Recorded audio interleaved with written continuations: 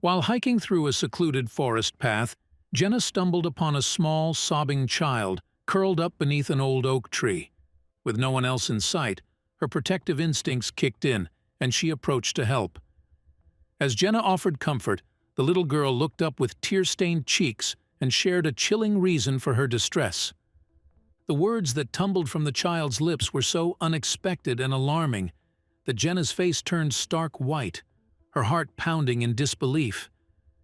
Jenna's blood froze as soon as she heard the little girl's words, and her eyes darted around the forest. If what the girl said was true, they could be in grave danger right now. She immediately took her phone to call the police, but there was no signal. The words kept echoing in her head. "A scary man came, and he took my brother."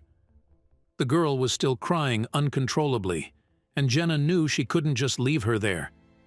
As she consoled the girl, suddenly she heard a twig snap somewhere near them, and she got the eerie feeling that someone was watching them. They needed to leave now. As they stumbled through the forest with no end in sight, Jenna kept her eyes open and her ears pointed. She had no idea how she was going to do it yet, but she needed to get this girl home safely, and then she needed to find her brother. But who had taken her brother, and why? Where was he right now, and were they ever going to find him again? Jenna learned that the girl's name was Macy, and she asked her all kinds of questions as they walked through the forest, trying to distract her from her missing brother. "What is your favorite color? And your favorite animal?" To her relief, it seemed to work, and Macy even smiled at her a few times.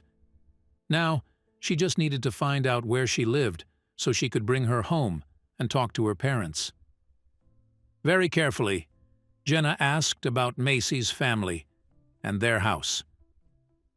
"Do you remember how you and your brother came to the forest this morning?" she asked, but the girl's lip immediately started quivering and her eyes filled with tears again. "I want Daniel," she cried out, and she burst into uncontrollable tears a second time as Jenna put her arms around her. Because Macy was, understandably, very emotional, Jenna decided to stop asking any questions that might upset her anymore. Surely they would run into someone else here, another hiker, for example, if they just continued walking. And hopefully, that other person would be able to help them find their way out of the forest, and then she would be able to call for help at last. They walked for a long time, but they did not encounter anyone else. Jenna refused to lose hope, but as more time passed, she became less confident about her plan. She continued checking her phone to see if there was any signal, but each time, she was disappointed. She put on a smile to hide her distress from Macy, not wanting to upset the little girl any further, but she was getting worried now. It was going to get dark soon, and they had no food, water, or shelter. Besides, Jenna's phone battery was almost empty. She suddenly stopped, got on her knees to face Macy, and explained, "We're going to play a game. Let's both shout for help, and the one who finds someone first is the winner." She tried to say it as enthusiastically as she could, and luckily, Macy fell for it. The two of them continued walking while screaming, "Help! Help us!" as loud as they could. Macy occasionally smiled at Jenna and said, "I think I'm winning." Jenna was glad that the little girl wasn't crying anymore, but she felt like she was about to burst into tears herself. They really needed to find a way out of here, but things weren't looking good for them. After some more walking and still no help, Jenna spotted a wooden cabin in the distance, and her face lit up. They immediately made their way to it and hoped that they'd find someone there, but at the same time, Jenna worried. What if the man who had taken Daniel was in there? She put her finger in front of her mouth, telling Macy to be quiet for a moment, and they sneaked up to one of the windows. Jenna held Macy's hand tightly as they peeked through the cabin window. The inside was dimly lit by the last rays of sunlight, revealing a simple wooden table and a few chairs. Dust motes floated in the air, undisturbed. "I don't see anyone," Jenna whispered, her voice barely audible. Macy nodded, her eyes wide with fear, but also a glimmer of hope. They exchanged a glance, silently agreeing on their next move.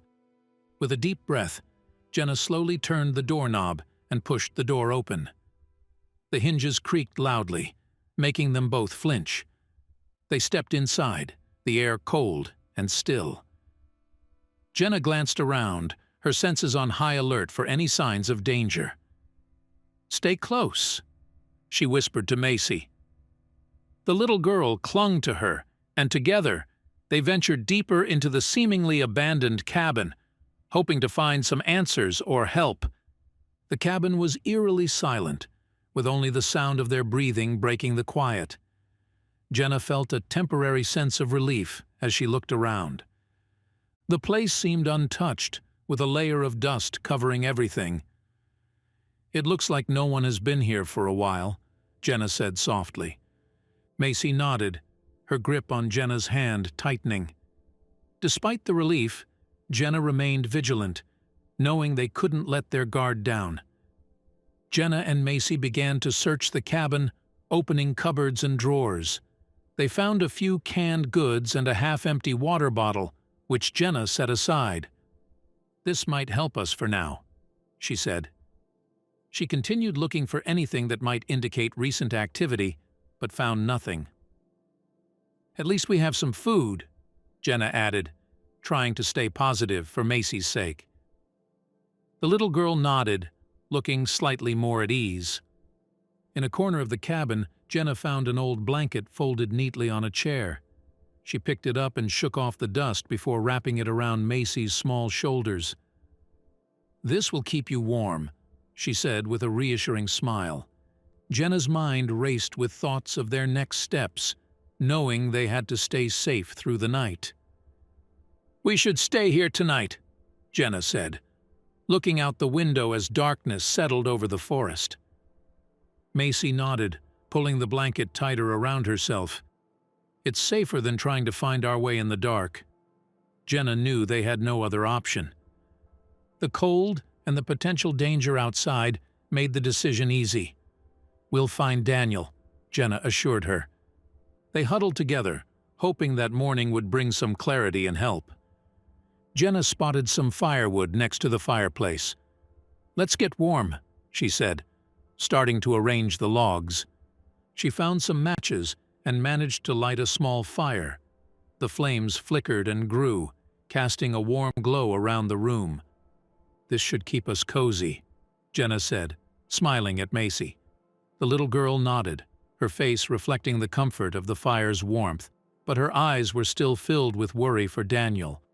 They settled down near the fire, sharing the blanket. Jenna wrapped her arm around Macy, trying to make her feel safe. "Try to sleep," she whispered. "We'll find your brother," Jenna promised. The crackling of the fire mixed with the sounds of the forest outside, creating a soothing atmosphere.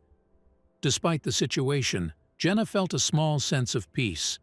They needed rest, and the warmth of the fire provided a brief respite from their fears. As the first light of dawn peeked through the cabin windows, Jenna gently shook Macy awake. "Time to go," she said softly. Macy rubbed her eyes and nodded. They quickly gathered their things, making sure they left nothing behind. Jenna extinguished the fire and took one last look around the cabin. "Ready?" she asked. Macy nodded again, and together they stepped out into the cool morning air, determined to find their way home. With the morning light guiding them, Jenna and Macy started walking through the forest again. The woods were less intimidating in the daylight, but Jenna remained vigilant. "Stay close," she reminded Macy. They moved steadily, hoping to come across a familiar path or another hiker. The birds chirped above them, and the forest seemed to awaken with the new day. Jenna's heart lifted slightly with each step they took. As they walked, Jenna and Macy spotted a couple approaching on the trail. Jenna's heart leapt. "Excuse me," she called out, waving her arm. The couple, a man and woman with backpacks, paused and looked their way. "Can you help us?" Jenna asked, her voice urgent. The couple exchanged glances and hurried over. "What's wrong?" the man asked. Jenna took a deep breath and began to explain their situation. The couple listened intently as Jenna told them about Macy's missing brother. The woman's eyes widened with concern. "That's terrible," she said. "Of course we'll help you." Macy clung to Jenna, her face a mix of hope and fear. "Thank you so much," Jenna said, feeling a glimmer of relief. The man nodded. "We know these woods well. We'll get you home safely and alert the authorities about Daniel." The hikers led the way, taking a familiar path through the forest. "Stay close," the man instructed. Jenna and Macy followed, their steps quick but cautious. The woman kept checking over her shoulder, offering reassuring smiles. "We're almost there," she said after a while. Jenna felt a surge of hope. The forest seemed less daunting with the couple guiding them, and she held Macy's hand tightly, determined to stay strong. As they neared the edge of the forest, Jenna noticed a police car parked near a house. "Look, Macy!" she pointed. Macy's eyes lit up. "That's my house!" she exclaimed. The hikers quickened their pace, and Jenna felt her heart race with anticipation. "We're almost there," she said, squeezing Macy's hand. The sight of the police car brought a mix of relief and anxiety. Help was close, but so was the unknown. Jenna and Macy hurried toward the house, the couple right behind them. "Mom! Dad!" Macy called out, her voice breaking with emotion. Jenna's eyes scanned the area, looking for any sign of danger or news about Daniel. The police car's lights flashed, and an officer stepped out, noticing their approach. "Over here!" Jenna shouted. Relief washed over her as they reached the driveway, hoping they were finally safe. The front door burst open, and Macy's parents ran out, their faces a mix of relief and panic. "Macy!" her mother cried, rushing forward. Her father was right behind her, his eyes scanning the area for any threats. Jenna stepped back, letting them have their moment. Macy let out a sob as her parents enveloped her in a tight embrace. Jenna's heart ached with a bittersweet feeling of relief and concern for Daniel. "We were so worried about you!" Macy's mother exclaimed, hugging her daughter tightly. Her father knelt beside them, tears streaming down his face. "Thank God you're safe," he whispered. Macy clung to them, her small body shaking with sobs. Jenna watched, her own emotions swirling. She was relieved that Macy was safe, but the worry for Daniel still weighed heavily on her mind. They had to find him. 2 police officers approached, their notepads ready. "We need to ask you a few questions," one of them said to Macy's parents. They nodded, still holding Macy close. "When did you last see Daniel?" the officer asked. They answered as best they could, their voices trembling with anxiety. Jenna listened, hoping that the information would help in finding Daniel. Macy's mother turned to Jenna, her eyes filled with gratitude. "Thank you for bringing her back," she said, her voice breaking. "I don't know what we would have done without you." Jenna shook her head. "I'm just glad she's safe," she replied. Macy's father stepped forward, taking Jenna's hand. "You saved our little girl. We can't thank you enough." Jenna felt a warm sense of connection, but her thoughts remained on Daniel. The police officers quickly organized a search party to look for Daniel. "We'll find him," one officer assured Macy's parents. Jenna watched as the officers coordinated, assigning teams to different parts of the forest. "We'll start where Macy said she last saw him," the officer continued. Macy's parents nodded, their faces tense with worry. Jenna felt a flicker of hope. With the search party underway, they had a better chance of finding Daniel. The police combed the forest. Officers spread out, their flashlights flickering through the dense trees. They moved methodically, eyes scanning the ground. "Got something!" one called out, holding up a small shoe. The label inside read, "Daniel." Near a trail, a few feet away, the ground was disturbed. They marked the area and kept searching. each step filled with the hope of finding more clues. "Can you tell us about the man you saw, Macy?" an officer asked gently. Macy hugged her knees, her eyes wide. "He was tall, and he had a big jacket," she whispered. "He took Daniel and ran into the trees." The officers exchanged glances, jotting down notes. They thanked her and promised to keep looking. Macy just nodded, clinging to her mother. At the police station, Jenna sat in a small room. An officer sat across from her, pen ready. "Tell us what happened," he said. Jenna took a deep breath. "I was walking near the trail when I heard crying. I found Macy scared. She told me a man took her brother. I didn't see him, but I knew I couldn't leave her alone." The officer nodded, writing quickly. Back at the station, the police reviewed the information they had gathered. Maps were spread out, and notes were pinned to a board. "We need to piece this together," the lead officer said. "We know he's in the area. Let's focus on where the shoe was found and where Macy last saw him." Teams were dispatched, radios crackling with updates as the search intensified. The search teams pushed deeper into the forest, their determination unwavering. "Keep your eyes open," the lead officer instructed. Every rustle, every shadow was examined. The community joined in, calling Daniel's name. Hope hung in the air, fragile yet persistent. They knew time was critical. With every step, they moved closer to finding the boy and reuniting him with his worried family. Meanwhile, Macy's mother became increasingly upset during the questioning. Tears streamed down her face as she struggled to answer the officer's questions. "I just want my son back," she sobbed, clutching Macy tightly. The officers exchanged concerned glances, unsure how to proceed without causing more distress. "Take your time," one officer said gently, but the tension in the room was palpable. Jenna watched from the corner, feeling a growing unease. Officer Thompson grew suspicious of Macy's mother's behavior. Her evasive answers and frequent glances at her husband raised red flags. "Something's off," he murmured to his partner. "She's not telling us everything."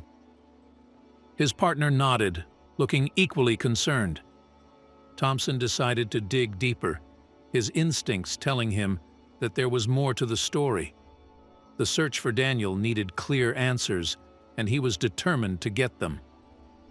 Thompson privately confronted Macy's mother, suspecting she was hiding something. "Mrs. Evans, is there anything you're not telling us?" he asked, his voice firm but gentle.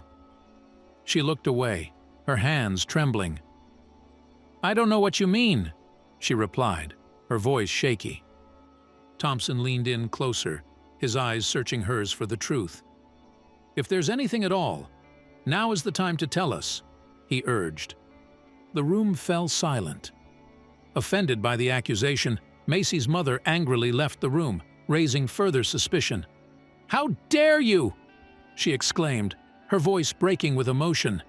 "I've told you everything I know!" She stormed out, leaving Thompson and his partner exchanging worried glances. "That didn't go well," Thompson muttered, feeling the weight of his decision. He knew her reaction only added to the mystery surrounding Daniel's disappearance. Officer Thompson's suspicion grew, feeling there was more to the story. He watched Macy's mother through the window as she paced outside, her face a mask of frustration. "We need to dig deeper," he told his partner. "There's something she's not telling us."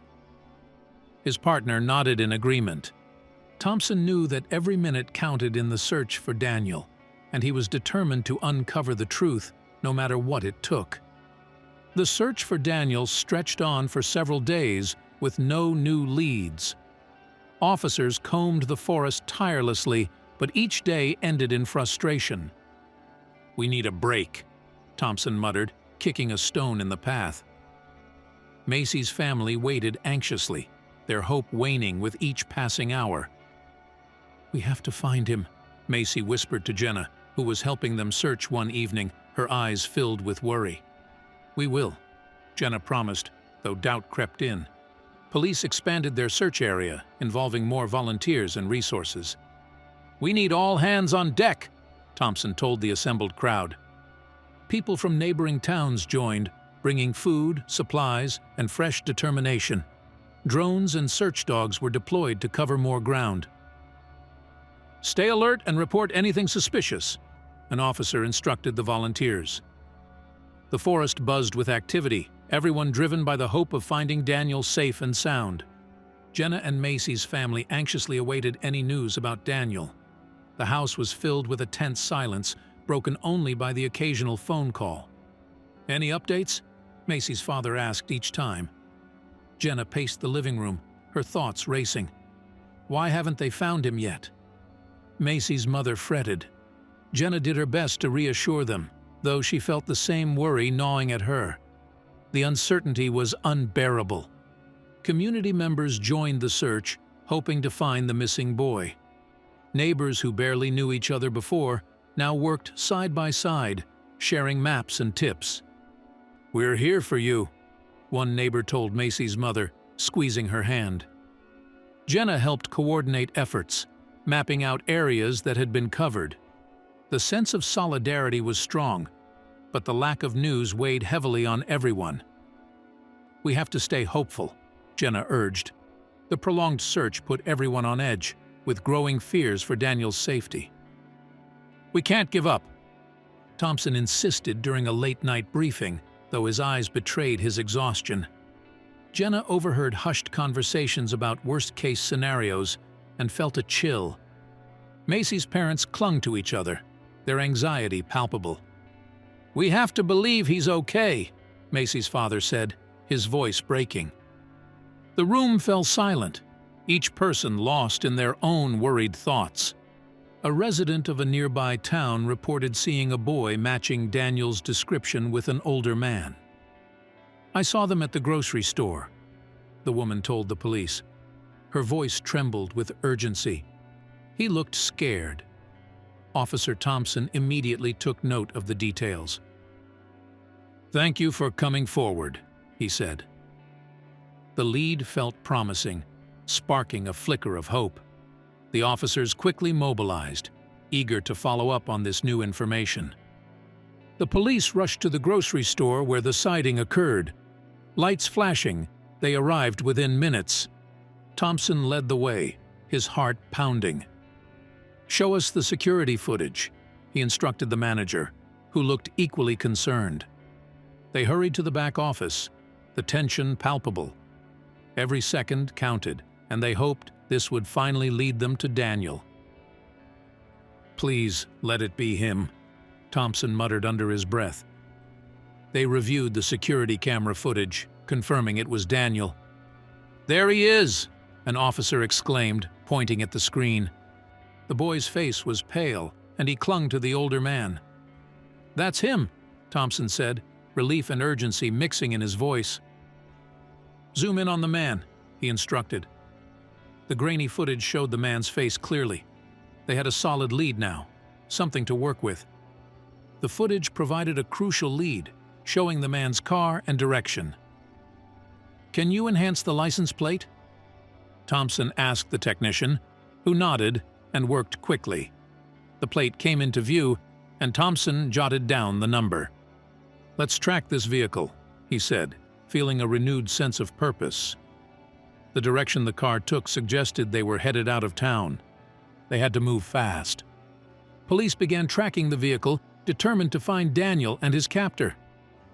"Dispatch, we need all units on alert." Thompson radioed in, his voice steady. Officers spread out, checking traffic cameras and alerting nearby towns. "We'll find him," Thompson assured Macy's parents, though his mind was focused on the task at hand. Every minute mattered now. They had a clear direction and a solid lead. The chase was on. The police traced the man's car to a residential address. "We've got a lead," Thompson announced, his voice filled with urgency. Officers gathered around, studying the location on the map. "This could be it," one officer said, hope flickering in his eyes. Macy's family was informed, and a tense anticipation filled the air. "Let's move fast," Thompson urged. The possibility of finding Daniel felt closer than ever. A team of officers prepared to raid the house, hoping to find Daniel. "We go in quiet and quick," Thompson instructed. They suited up in tactical gear, each movement deliberate and practiced. "Everyone ready?" Thompson asked, getting nods in return. Daniel's family waited anxiously for any news, clinging to the hope that this raid would bring Daniel home. The officers shared a determined look before moving out.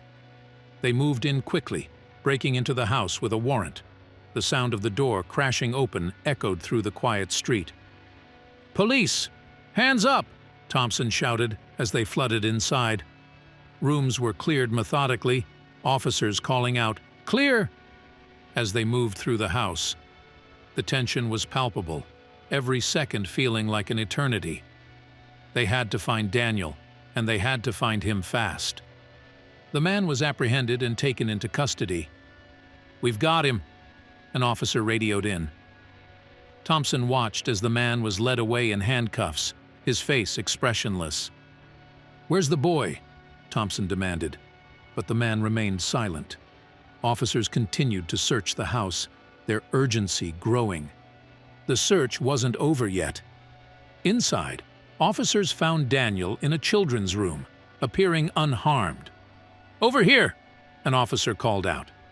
Thompson rushed to the room, his heart pounding. Daniel sat on the bed, looking up with wide eyes. "It's okay. You're safe now," Thompson said gently, kneeling beside him. Relief washed over everyone as Daniel was carefully escorted out. Macy and her family were overjoyed, but questions still lingered about the man's motives. The man was actually Daniel's biological father. "My name is Tom," he said, stepping forward. Macy's mother gasped, her face paling. "What are you doing here?" she demanded. Tom held up his hands, trying to calm the room. "I'm here for my son," he said simply. The officers exchanged confused looks, and the tension in the room thickened. Jenna stood silently, her mind racing with questions. He explained that Daniel and Macy were half-siblings, kept secret from everyone.